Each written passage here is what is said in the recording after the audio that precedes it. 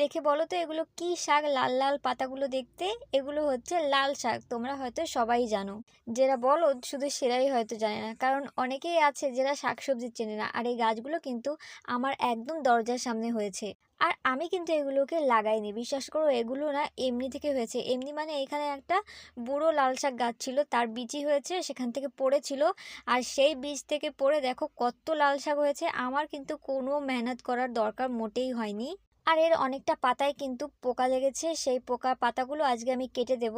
আমি ভাবছিলাম যে শাকগুলো একটু বড় হয়ে যাক তারপরেই আমি খাবো, কারণ এখানে যে কটা শাক আছে সেগুলোকে তুলে আমি যদি ভাজা করি তাহলে কিন্তু একদম অল্প হয়ে যাবে। তাই জন্য আমি ভাবলাম ভাজা তো খাওয়া যাবে না, ঠিক আছে এগুলো বড় হয়ে যাক, তারপরে এর ডাঁটাগুলো দিয়ে আমি রান্না করব। লাল শাকের কিন্তু ডাঁটাও রান্না করে খাওয়া যায়। আমরা কিন্তু কখনোই বাজার থেকে এই লাল শাকের ডাঁটা কিনে আনি না খাওয়ার জন্য, কারণ বাজারে ডাঁটা খেতে কিন্তু একদম পাঞ্চে লাগে, কারণ ওরা অনেক সার টার দিয়ে লাগায়। আর আমি তো এগুলো লাগাইনি, মানে এমনি হয়েছে, কিছুই দেওয়া হয়নি। তাই জন্য এই ডাঁটা খেতে কিন্তু খুব মিষ্টি লাগবে, তাই জন্য আমি ভাবছি যে এগুলো ডাঁটাই খাবো। আর পাতাগুলো ছাঁটাই করে দিলে পরে কি হবে, তাহলে একটা পাতা থেকে একটা পাতায় আর পোকা ধরবে না। তো আমি সেই পাতাগুলো আমি কেটে ফেলেছি, আর এগুলোকে আমি দূরে ফেলে দেবো। আর আশেপাশেও কিন্তু একটা দুটো করে হয়েছে, এই দেখো এখানে একটা আছে।